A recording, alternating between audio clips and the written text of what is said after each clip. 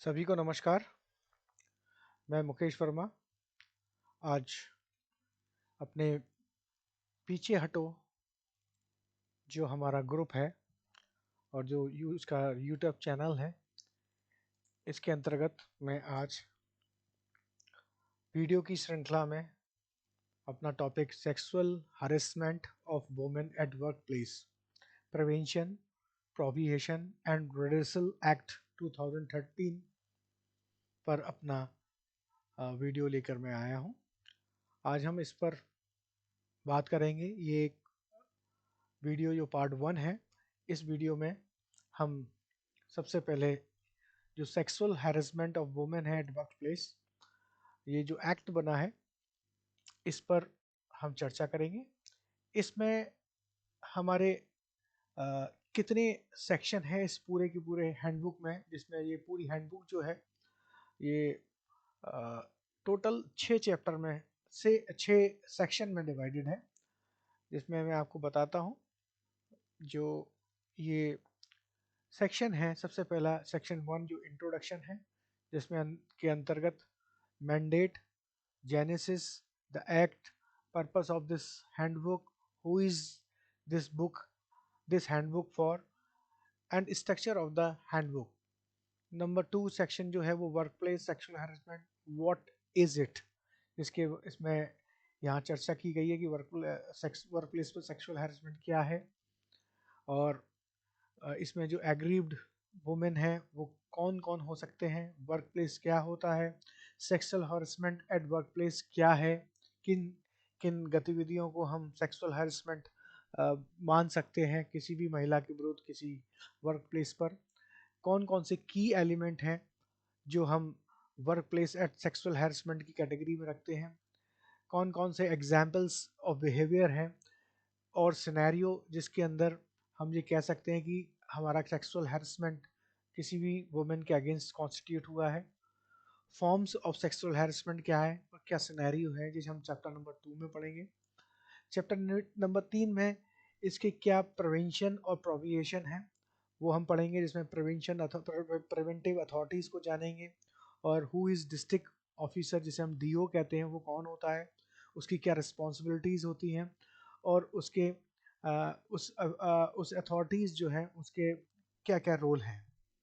इसके साथ साथ जो चैप्टर 4 है ये रेड्रेसल का है, जिसके अंदर हम जान पाएंगे कि कंप्लेन कहाँ और कैसे की जाती है, एंड एंड ये जान पाएंगे कि कंप्लेंट में क्या क्या कंटेंट, मतलब क्या वो उसका फॉर्मेट होता है, किस तरह से कंटेन उसको क्या क्या पॉइंट्स उसमें कंटेन रहते हैं।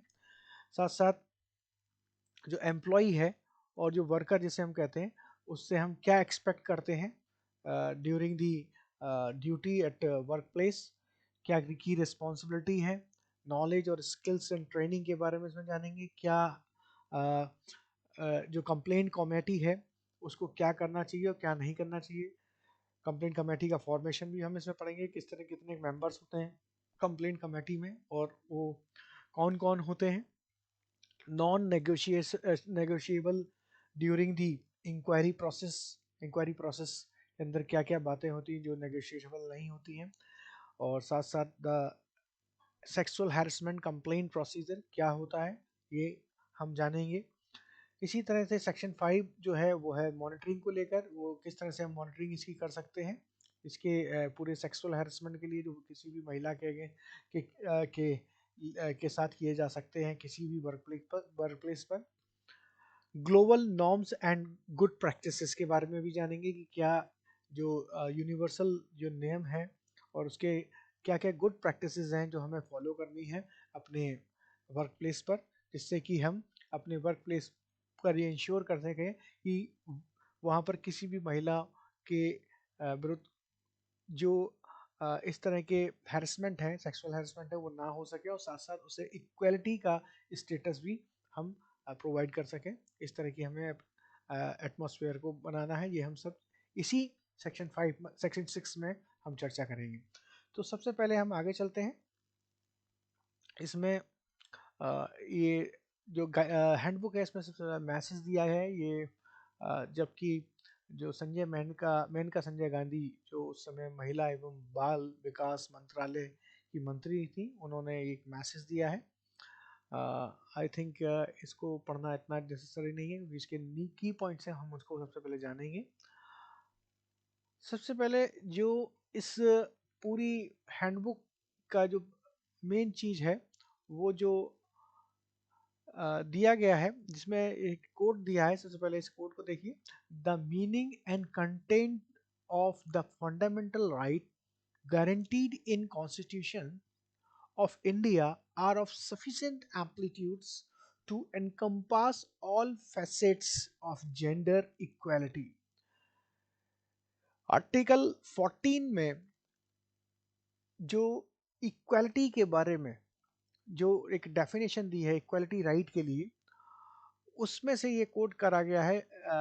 जो हमारे सुप्रीम कोर्ट के जस्टिस रहे JS वर्मा जी, जिन्होंने विशाखा केस, जो कि स्टेट गवर्नमेंट ऑफ राजस्थान के केस के बीच में था, उसमें से कुछ इस यहाँ पर बहुत इंपॉर्टेंट चीज़ें इसको ध्यान में रखते हुए ली गई हैं, क्योंकि आप जानते हैं विशाखा केस एक बहुत ही फेमस केस रहा है, जो कि वुमेन के अगेंस्ट जो सेक्सुअल हैरेसमेंट है, जो उसको उसके लिए एक इन्होंने एक प्रोसीजरल गाइडलाइंस दी है, जो हमेशा ये फॉलो की जाती है। जब भी कोई सेक्सुअल हैरेसमेंट होता है तो इस केस का रेफरेंस जरूर दिया जाता है, क्योंकि ये बहुत इंपॉर्टेंट केस रहा है अपने समय का, और इसका आज भी इसकी नज़ीर हमारे सामने प्रस्तुत की जाती है जब भी कोई वुमेन के अगेंस्ट जो सेक्सुअल हैरेसमेंट का केस है, उसको वो सब जब भी हमारे सामने आता है।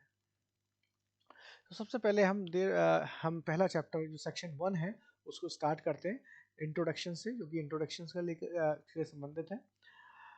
इसमें सबसे पहले लाइन दी है जो whereas sexual harassment result in violation of fundamental rights of women to equality। Sexual harassment को यहाँ क्या कहा है? सेक्सुअल हैरेसमेंट एक ऐसा रिजल्ट है जो कि fundamental rights of A women, जो कि इक्वलिटी के लिए है, उसका उल्लंघन है। जो preamble sexual harassment of women at work place prevention prohibition and redressal act 2013 है, उसका है। ठीक है, this is the preamble. whereas sexual harassment results in violation of the fundamental rights of a woman to equality।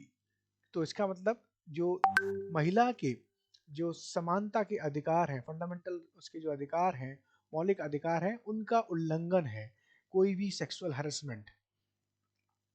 So as an an enshrined in the preamble to the Constitution of India, equality of status and opportunity must be secured for all its citizens. Equality of every person under the law is guaranteed by article 14 of the constitution. जैसे मैंने बताया था, article 14 में जो हमारे संविधान का है, उसमें ये बताया गया है कि हर एक नागरिक को ये इक्वालिटी, समानता का अधिकार दिया गया है यहाँ पर। तो महिलाओं के लिए भी उतना ही ये बराबर का समानता का अधिकार है, चाहे वो किसी भी जेंडर का हो, irrespective of the gender. So a safe workplace is therefore a woman's legal right। तो किसी भी वर्क प्लेस पर जो सेफ्टी एंड सिक्योरिटी की बात आती है, वो भी किसी भी महिला का एक लीगल राइट है, एक कानूनी अधिकार माना गया है इसका। Indeed, the constitutional doctrine of equality and personal liberty is contained in the Article 14, 15 and 21 of the Indian Constitution. These article ensures a person's right to equal protection under the law, to live in to live a safe to live a life free from discrimination on the ground and to protection of life and personal liberty। इसका मतलब ये है कि किसी भी जो महिला का जो वर्क प्लेस पर एक सेफ्टी और सिक्योरिटी का एक मौलिक अधिकार है, एक कानूनी अधिकार है, वास्तव में ये संविधान के के में अंकित किया गया है कि जो इक्वलिटी, समानता और पर्सनल लिबर्टी, मतलब जो अपनी जो हमारी जो मौलिक अधिकार है, इक्वलिटी और लिबर्टी, पर्सनल लिबर्टी का, जो कि आर्टिकल 14, 15 और 21 में, जो इंडियन भारतीय संविधान में उसमें अंकित किया गया है। और ये आर्टिकल्स जो हैं वो ये इंश्योर करते हैं कि किसी भी नागरिक के जो राइट्स हैं to equal protection under the law, to live a life free, अपना जीवन स्वतंत्र तरीके से रह सके without any discrimination on any ground, चाहे वो जेंडर से हो, चाहे वो किसी कास्ट और क्रीड को लेकर हो, and to protect to protection of life and personal liberty. तो जो कि अपनी protection of life and personal liberty को भी इंश्योर करता है। This is further reinforced by the UN Convention on the Elimination of All Form of Discrimination Against the Women, CEDAW, which was adopted by the UN General Assembly in 1979। ये एक बहुत important date है जहां पर UN general assembly में जो हमारा elimination of all forms of discrimination against the women है, जिसको हमने कहा है CEDAW, convention of the elimination of all forms of discrimination against women. इसको इन्फोर्स करने के लिए यूएन जनरल असेंबली में 1979 में इसको इंडिया ने रेक्टिफाइड करा है भारत के लिए। ठीक है। Often described as an international bill of rights for women, it calls for the equality of women and men in terms of human rights and fundamental freedom in the political, economic, social, cultural and civil sphere। इसमें यहाँ पर ये emphasis करा है, इसको emphasise करा है कि जो इंटरनेशनल बिल है इसमें ये वुमेन, जो महिलाओं को अधिकार दिए गए हैं कि जो वुमेन की समानता है किसके साथ, वुमेन और man, in terms of human rights and fundamental freedoms. Fundamental freedoms किसके लिए, राजनीति के लिए, आर्थिक तौर पर, सामाजिक तौर पर और सांस्कृतिक एवं नागरिक तौर पर, सारे के सारे स्पेयर्स में वो समानता उनको दी जाए। It underlines that discrimination and attacks on women's dignity violates the principle of equality of right। यहाँ पर ये भी अंडरलाइन किया गया है कि जो डिस्क्रिमिनेशन और अटैक है ऑन वुमेन्स डिग्निटी, वो किसका उल्लंघन है, principal of equality and rights. Women के खिलाफ, वुमेन का जो उनके इक्वालिटी का अधिकार है, समानता का अधिकार है, उसका उल्लंघन है। अगर कोई भी डिस्क्रिमिनेशन इस तरह से किया जाता है, जैसे पॉलिटिकल हो, इकोनॉमिकल हो, जो सोशली या कल्चरली या सिविल स्पेयर में कोई भी हम उसके फंडामेंटल्स को से फंडामेंटल राइट्स उससे वंचित करते हैं या उनको उसको सरप्रेस करने की कोशिश करते हैं, तो वहाँ ये एक वायलेशन माना जाएगा किसका, इक्वालिटी ऑफ राइट का, principle of equality of right का। So sexual harassment constitutes a gross violation of women's right to equality and dignity। किसी भी जो सेक्सुअल हैरेसमेंट का प्रश्न है, तो सेक्सुअल हैरेसमेंट क्या है, एक ग्रॉस वायलेशन है, एक बहुत ही बड़ा उल्लंघन है किसी भी महिला के समानता के अधिकार और उसकी डिग्निटी के के लिए। अगर कोई ऐसा एक्ट होता है तो इसका रिजल्ट क्या है, वो महिला की समानता और उसकी डिग्निटी के ऊपर एक तरह से हम अ, हम उससे छीन रहे हैं। It has its roots in पैट्रिची। पैट्रिची का मतलब यहाँ पर है कि उसकी पैतृक अधिकार, जो पैतृक समानता होती है उसके लिए है। इसमें यहाँ पैट्रिची वर्ड यूज कराया गया है। Its roots in patriarchy and its attends perception that man are superior to women. ये माना गया है हमारे जो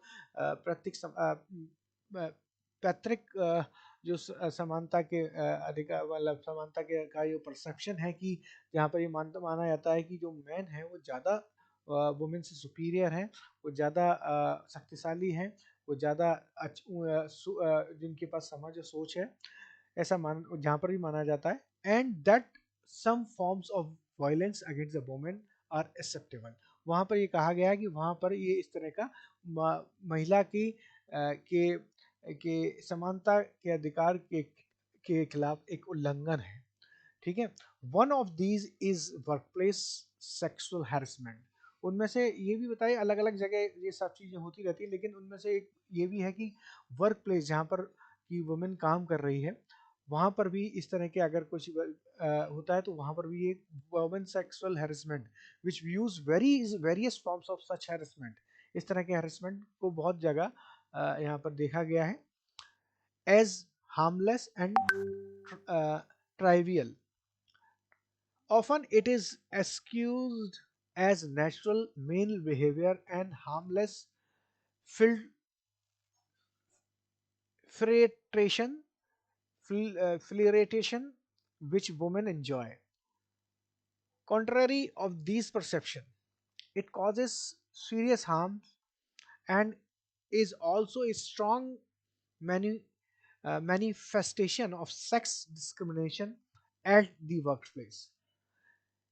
Not only is it an infringement of the fundamental right of the woman under Article 19 of Section 1G of the Constitution of India to practice any profession or to carry out any occupation, trade, or business, it erodes equality and puts the dignity and the physical and psychological well being of workers at risk. This leads to poor productivity and negative impact on lives and livelihoods. ये बता रहा है कि जहाँ पर भी किसी भी वर्क प्लेस जहाँ पर कि महिला कोई काम कर रही कर्मचारी हो, या महिला कोई बिजनेस को रन कर रही हो, या कोई अपना अपना कोई काम जो कि सामाजिक संस्था से जुड़ा हो, इस तरह के कोई भी काम अगर वो करती है जहाँ पर ये उसको ये फेस करना पड़ता है कि जो मैन है वो सुपीरियर है वुमेन से, तो इस तरह की जो नेचुरल मेल बिहेवियर है वो एक तरह से उसको और उसके मौलिक अधिकारों का हनन माना गया है। जहाँ पर भी सेक्स डिस्क्रिमिनेशन की बात आती है, चाहे वो किसी वर्क प्लेस पे ही हो या कोई बिजनेस से रिलेटेड, जहाँ पर उसको फील कराया जाता है अपनी सोसाइटी में। So not only it is an infringement of the fundamental right of the woman under Article 19, article 19 के तहत ये केवल फंडामेंट वुमेन के फंडामेंटल राइट का हनन ही नहीं, बल्कि ये एक प्रैक्टिस है to practice any profession or carry out any occupation, trade, or businesses. It erodes equality and puts the dignity and the physical and psychological well being of the worker at risk. This leads to the poor productivity and negative impact on the lives and livelihood. ये इस तरह की जो सोच है वो एक तरह से जो हमारी प्रोडक्टिविटी है उसको कम करती है और एक नेगेटिव इम्पैक्ट हमारे जीवन पर और हमारी जीवन शैली पर छोड़ती है। To further compound the matter, deep-rooted socio-cultural behavioral patterns which creates a gender hierarchy tends to place responsibility on the victim, thereby increasing inequality in the workplace and in the society at large. और जहाँ पर भी जिस तरह के compound matter हैं जो deeply जो हमारे सोशियो कल्चरल बिहेवियर है उसके पैटर्न में जो जड़ों तक फैले हुए हैं, जड़ों तक घुस गए हैं, which create a gender hierarchy, जो हमारी हायरार्की है उसको बढ़ाते हैं, और जो टेंड्स टू और साथ साथ tend to place responsibility on the victim, thereby ये क्या है, increasing inequality in the workplace and in the society at large. Though sexual harassment at workplace are assumed serious proportions, women do not report the matter to the concerned authorities in most cases due to or fear of reprisal from the हैरेसर, जो हैरेसर है, losing one's livelihood, being stigmatized, or losing professional standing and personal reputations. महिलाएं जो sexual harassment के जो अपने कार्यस्थल पर किए गए सेक्सुअल हैरेसमेंट है, उनको बहुत केसेस में उसको वो सीरियसली उसके जो प्रोपोर्शंस हैं वो लेके ही नहीं आती, उसको रिपोर्ट ही नहीं करती हैं अपने कंसर्न अथॉरिटी को, क्योंकि इन मोस्ट केसेस वो ये डरती हैं कि उनका जो जिसने इनको हैरेस करा है उससे डरती हैं, कहीं वो उसका कि कहीं उसकी जो जीविका है वो छिन ना जाए, और कहीं उसकी उनके दिमाग में वो स्टिग्मा एक डेवलप हो जाता है कि कहीं वो अपनी प्रोफेशनल स्टैंडिंग है उसको ना लूज़ कर दें, अपनी पर्सनल रेपुटेशन है उसको ना खो दें। तो इस तरह के जब विचार उनके दिमाग में आते हैं तो मोस्टली जो वो सेक्सुअल हैरेसमेंट है किसी भी कार्यस्थल पर वुमेन के लिए, वो उसको लेके सामने उसको कंप्लेंट नहीं करती हैं कंसर्न अथॉरिटीज़ को। अक्रॉस द ग्लोब टुडे, आज अगर हम बात करें संपूर्ण संसार में, workplace sexual harassment is increasingly understood as a violation of women's right and a form of violence against women. आज की तारीख में पूरे वर्ल्ड में अगर हम बात करें the globe, across the globe, तो ये कह सकते हैं जो कार्यस्थलों पर सेक्सुअल हैरेसमेंट हो रहा है जिस तरह से बढ़ रहा है, वो वायलेशन है वुमेन्स राइट, जैसे मैंने बताया था वुमेन्स के जो राइट्स हैं, and the form of violence against women. Indeed, वास्तव में the social construct of a male privileges in society continues to be used to justify violence against men against women in the private and public sphere। जो वास्तव में जो हमारे mail की जो society जो हमारी जिसमें हमने जो हमारे अ, पुरुष हैं उनको हमने जो प्रिविलेज दिए इन सोसाइटी, वो जो जस्टिफाई करती है कि इस वायलेशन को जो हमारे महिलाओं के अगेंस्ट हो रहे हैं किसी भी प्राइवेट और पब्लिक स्फीयर के अंदर, वो इसको बढ़ावा देती है, क्योंकि ये हमारी जो सोच है जहाँ पर हमने मेल डोमिनेटेड सोसाइटी में हम ये परसेप्शन करके चलते हैं, तो वहाँ पर इस तरह के केसेस ज़्यादा होते हैं। In essence sexual harassment is a mirror reflecting male power over women that sustain patriarchal relations in a society where violence against women, both subtle and direct, in born out of the patriarchal values, women are forced to conform to traditional gender role। जहाँ पर ऐसा समाज जहाँ पर sexual harassment एक बहुत छोटी सी मानवीय भूल कहलाती है किसी वुमेन के प्रति, जहाँ पर ये एक पैट्रिकल रिलेशंस को बढ़ावा जहाँ पर दिया जाता है इन द सोसाइटी, जहाँ पर वायलेंस अगेंस्ट द वुमेन एक बहुत ही छोटा और एक एक जो पैट्रिकल वैल्यूज हैं उसके अंदर इसको माना गया है एक अपराध को। Women are force to conform the to traditional gender roles. इस चैप्टर में ज़्यादातर इंट्रोडक्शन ही है, और आगे हम इस सेक्शन के आगे हम बात करते हैं जो मेन चीज़ है वो है मैंडेट। इसमें जो शासनादेश है वो क्या कहता है, टुडेज जो हमारे आज की तारीख में all work places in India are mandated by law to provide a safe and secure working environment free from sexual harassment to all the women. ये हमें इंश्योर करना है बाय लॉ, ये हमें शासनादेश दिया गया है कानूनी तौर पर, to provide a safe and secure working place, एक सुरक्षात्मक और सिक्योर वर्किंग प्लेस जहाँ पर कि एक ऐसा एनवायरनमेंट दिया जाए जहाँ पर free from sexual harassment to all women, जहाँ किसी भी तरह का जो महिलाओं के प्रति जो सेक्सुअल हैरेसमेंट का जो सेक्सुअल हैरेसमेंट का जो केसेस हैं वो फ्री है वहाँ पर ना हो, इस तरह का एनवायरनमेंट हमें क्रिएट करना है। तो उसके लिए जो एक यहाँ पर नेक्स्ट पॉइंट जो है वो जेनेसिस का है, the genesis. In 1992 A rural level change agent Bhavanwari Devi was engaged by the state of Rajasthan as a Sathin to work towards the prevention of the practice of child marriages। ये जो Vishakha case है जिसको मैंने आपको starting में ही बताया था, ये एक राजस्थान में 1992 में जो एक हमारे जस्टिस वर्मा रहे थे सुप्रीम कोर्ट के, उन्होंने इसको दिया था इसका जजमेंट।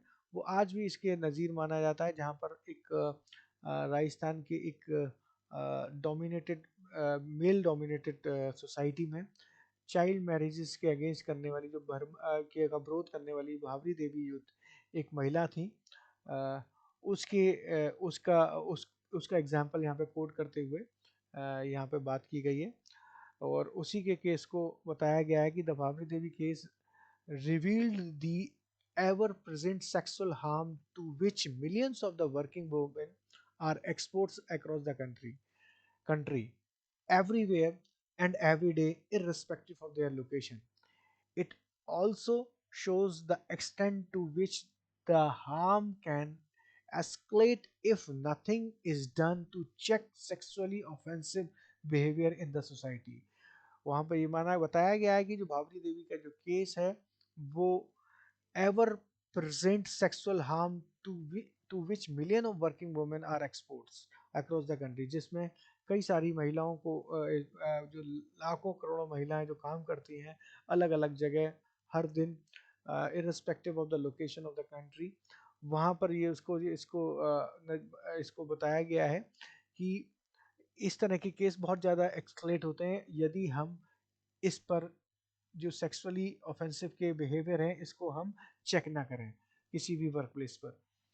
तो उसी को बेस मानते हुए यहाँ पर जो PLI है, public interest legitimate, was filed by the Vishakha and other women group against the state government of Rajasthan and Union of India before the Supreme Court of India. It proposed that the sexual harassment be recognized as a violation of women's fundamental right to equality, and that all workplaces, establishment, institutions be made accountable for and responsible to uphold these rights। तो इन्होंने वहाँ पर ये plea डाल के ये इसको supreme court में इस पर दिया था। तो इस पर प्रपोजल इसने ये प्रपोज किया था कि सेक्सुअल हरेसमेंट का केस जहाँ पर भी किसी भी वुमेन के खिलाफ जो रिकॉग्नाइज किया जा रहा है वो महिलाओं का फंडामेंटल राइट का हनन है। किसके फंडामेंटल राइट? समानता के, ठीक है। And that all work places, जो कि सभी कार्यस्थल, establishment, institution be made accountable, जिनको इन सबको अकाउंटेबल बनाया, इसको जिम्मेदार ठहराया जाए, and responsible to uphold these rights, और इनको इन राइट्स को, महिलाओं के इन राइट्स को को को को इंश्योर करता है, अपहोल्ड करने के लिए इनको रिस्पॉन्सिबिलिटी दी जाए। किनको? डिपार्टमेंट्स को, एस्टेब्लिशमेंट को, इंस्टीट्यूशंस को। In a landmark judgement Vishakha versus the state government of Rajasthan, the supreme court of India creates a legal binding guidelines. Vishakha case के लैंडमार्क मानते हुए जो जजमेंट आया उसमें क्या हुआ कि एक लीगल जो गाइडलाइंस है, जो कि जिसका एक ड्राफ्ट किया गया है, जो कि basin it on the rights of equality and dignity accorded under the Indian Constitution as well as by the UN Convention of the elimination of all form of discrimination against the women। उसमें क्या include किया गया उन guidelines में? पहला definition of the sexual harassment, ये क्या include कर रहा है? और definition of the sexual harassment, जहाँ पर उसकी परिभाषित किया गया है कि सेक्सुअल हरेसमेंट क्या है। Shifting accountability from individual to institutions, individual से जो उसकी जिम्मेदारी है उसको उन्होंने शिफ्ट किया गया है इस पर, इंस्टीट्यूशन पर, जहाँ पर ये सेक्सुअल हरेसमेंट का वुमेन के अगेंस्ट ये अपराध होता है। प्रायोरिटाइजिंग प्रिवेंशन के लिए क्या क्या रोकथाम है, इसको महत्व दिया गया है। Provisions of an innovative redress mechanism, एक इनोवेटिव जो है नवाचार, एक रेडरेसल मैकेनिज्म को डेवलप करना, उसका उसको उसके लिए प्रोविज़न देना, ये भी इसमें बताया गया है, इसमें इंक्लूड किया गया है इस गाइडलाइंस में.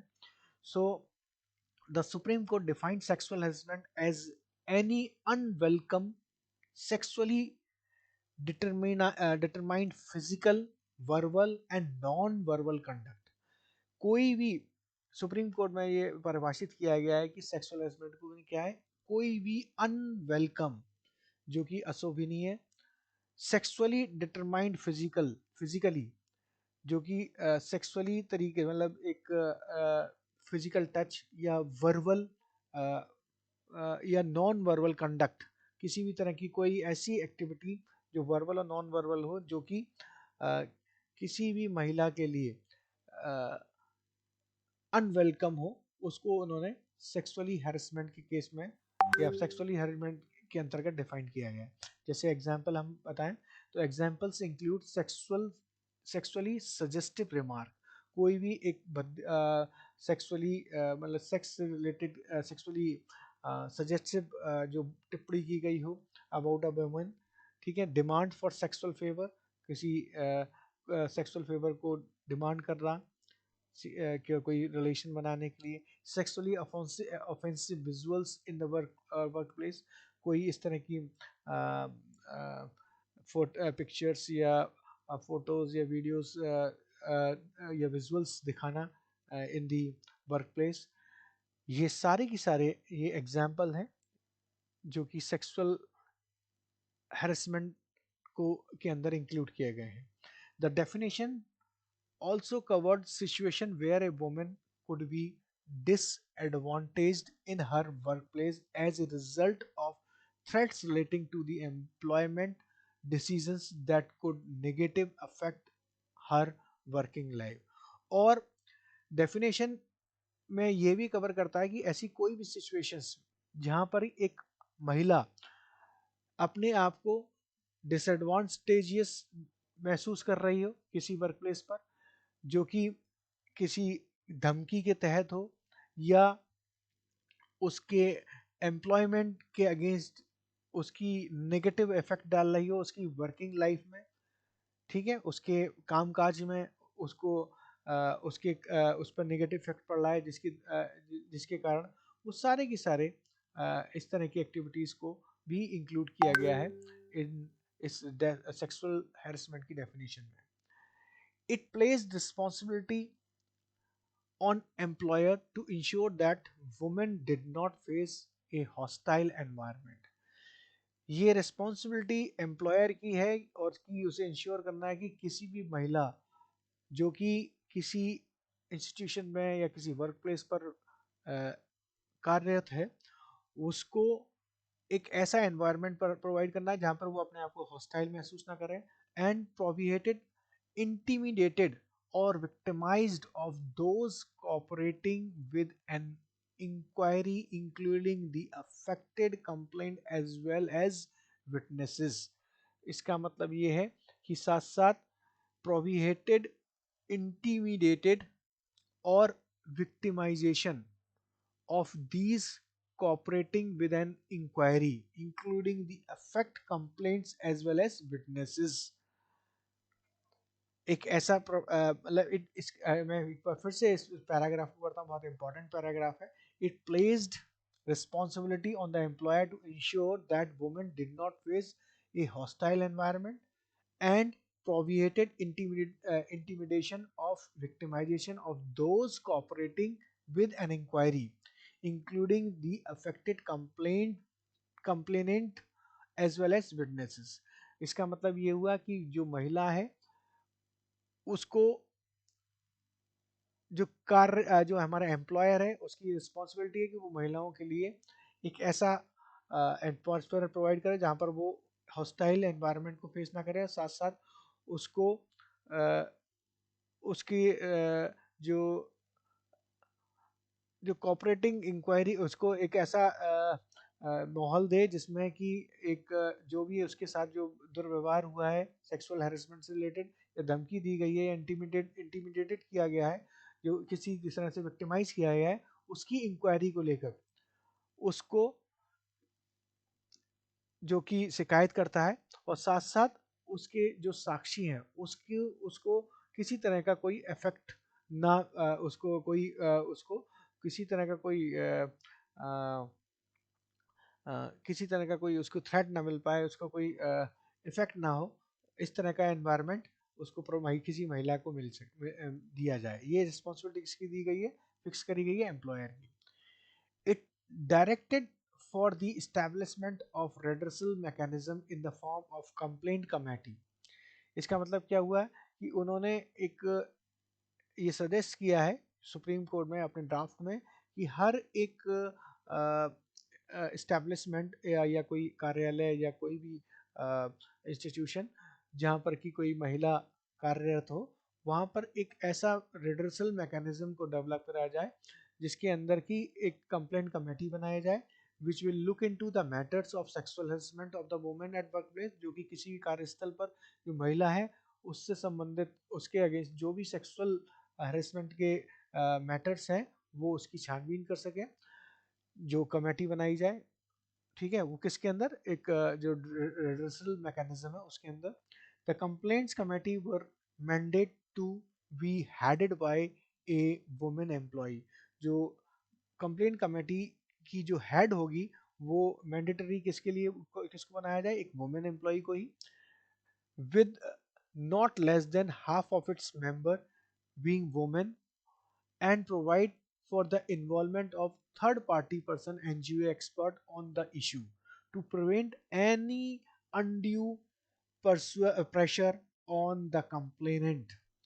इसका मतलब क्या है, ये जो कमेटी का फॉर्मेशन है वो क्या कह रहा है कि एक महिला उसकी हेड होनी चाहिए, और साथ साथ जितने नंबर ऑफ एम्प्लॉय है उसमें आधे से कम, विद नॉट मतलब आधे या आधे से ज़्यादा हमारी महिलाएं मेंबर होनी चाहिए, आधे से कम नहीं होनी चाहिए।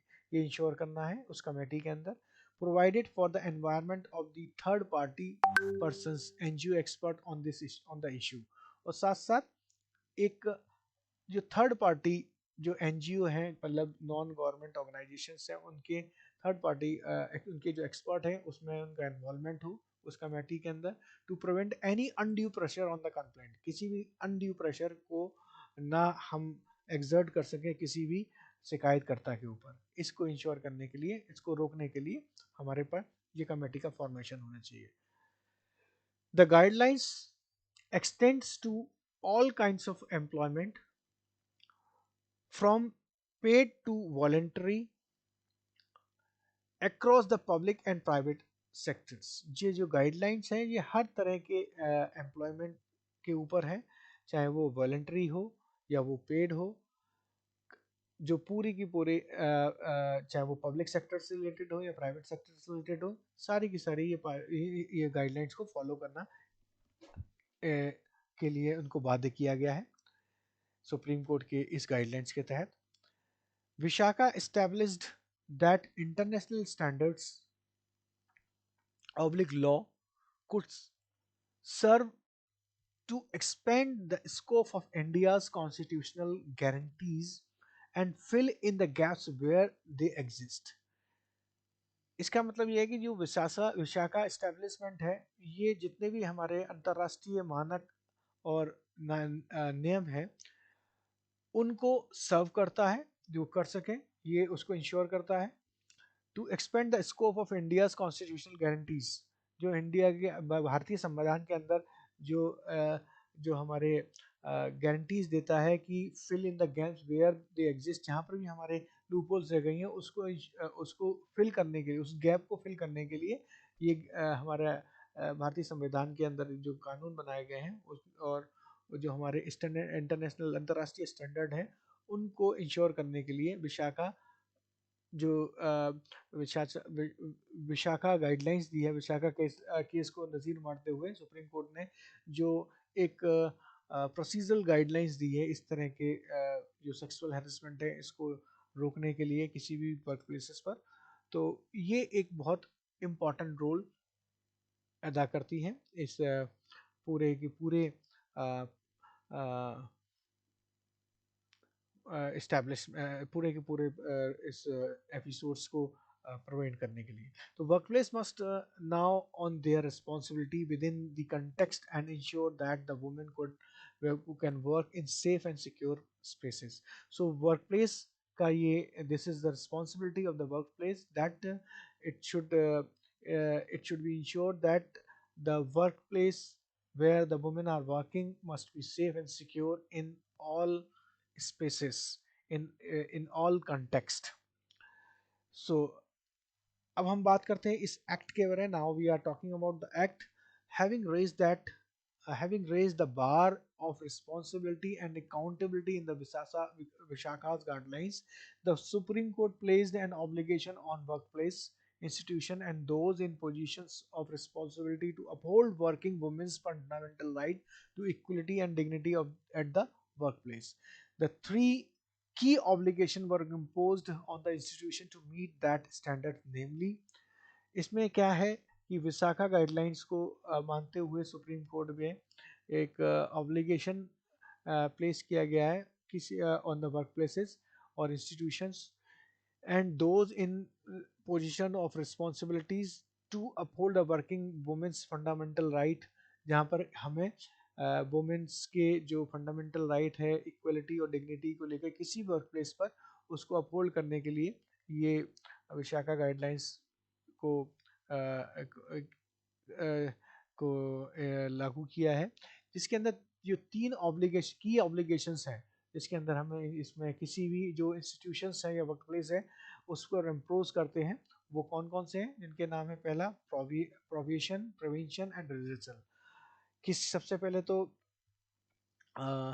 प्रोविजन क्या है ये इंश्योर करना, प्रिवेंशन किस तरह से किया जाए ये इंश्योर करना, और अगर कोई इस तरह का कोई सेक्सुअल हरेसमेंट से रिलेटेड कोई केस आता है तो उसका रेड्रेस कैसे किया जाएगा, इसके लिए एक मैकेनिज्म डेवलप करना.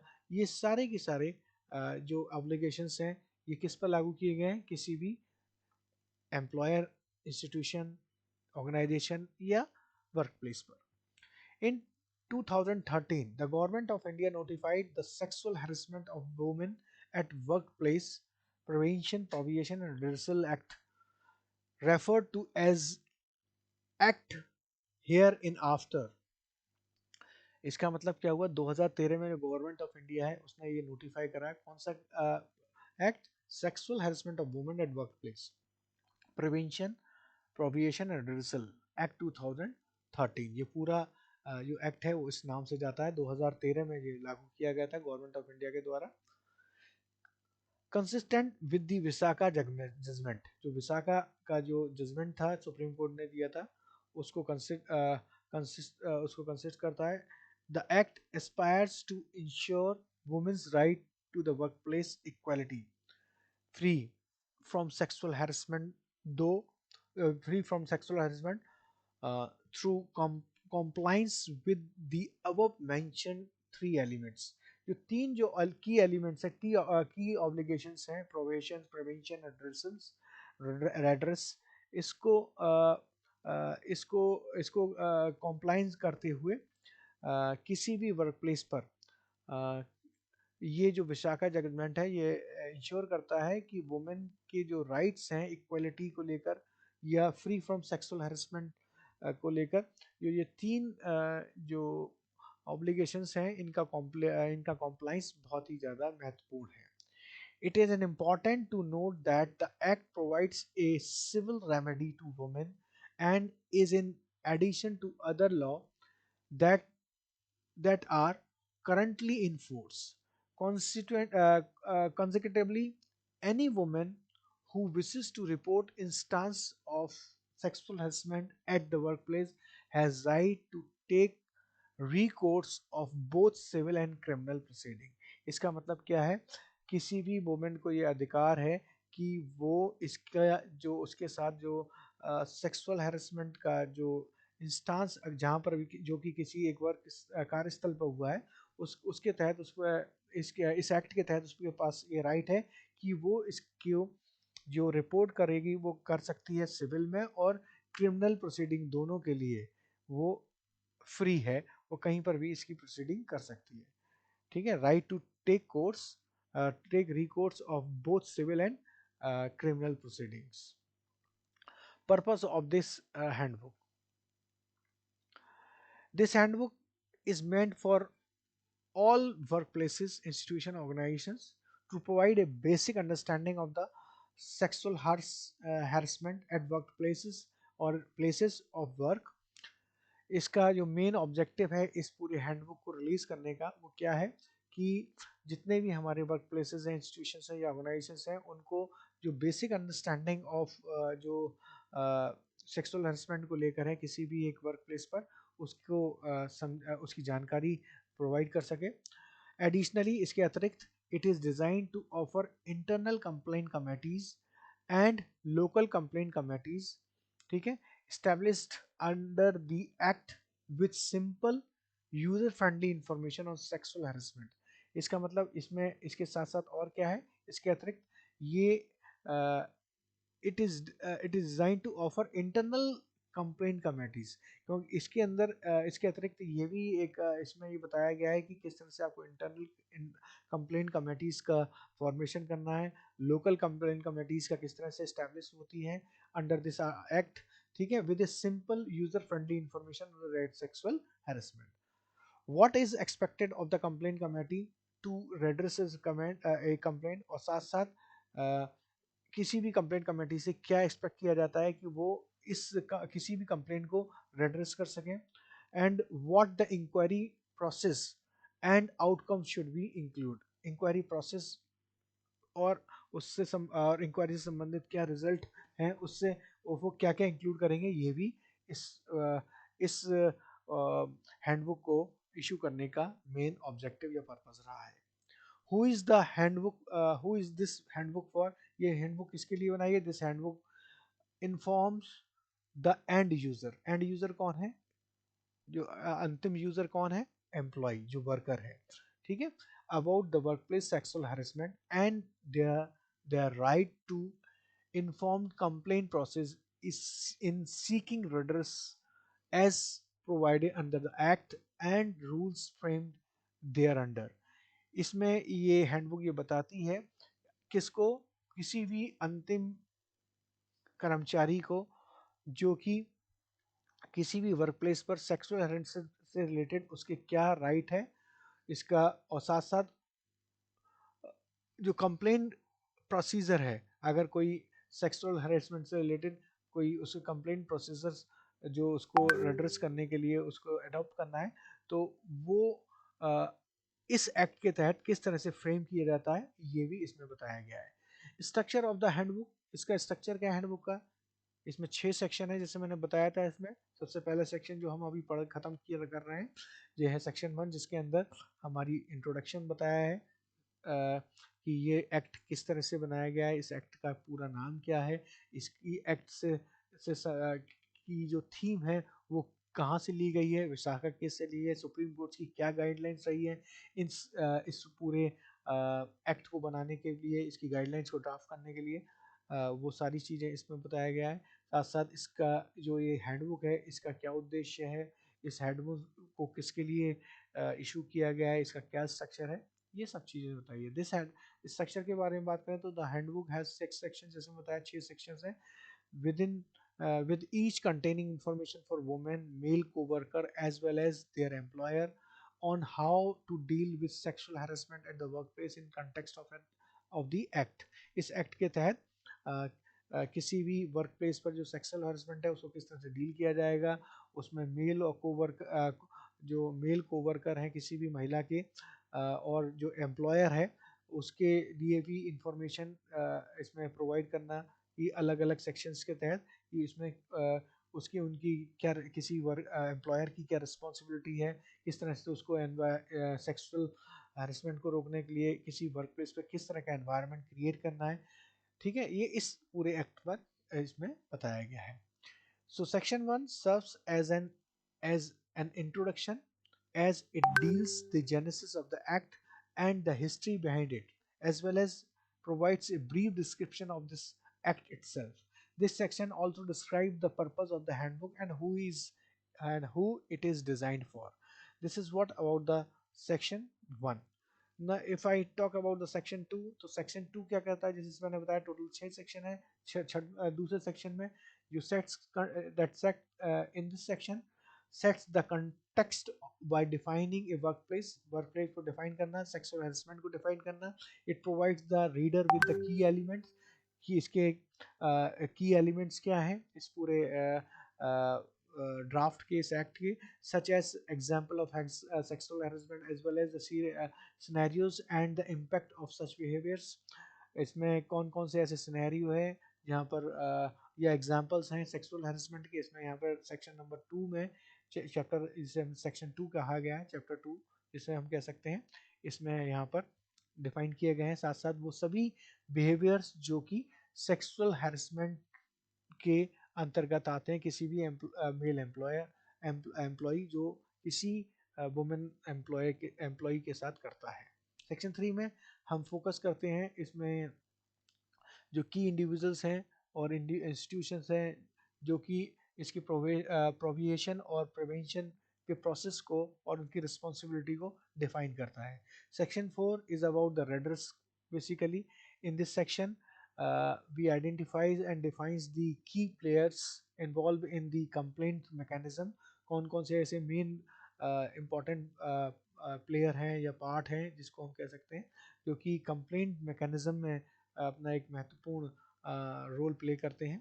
It deals in the stages of the complaint procedure, but particularly attention is paid to the complaint committee, which plays a very important role in this process।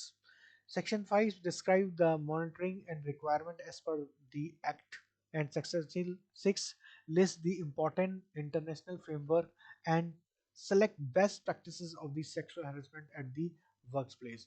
So this is all about the section 1। We will start in our next video, that is part 2 of this topic, sexual harassment against the women at any workplace। तो इसके जो video के part 2 है उसमें हम section 2 को और 3 को डिफाइन करेंगे। तो आज के लिए इस वीडियो में इतना ही मैं बताना चाहूँगा। बहुत बहुत धन्यवाद आप सभी का।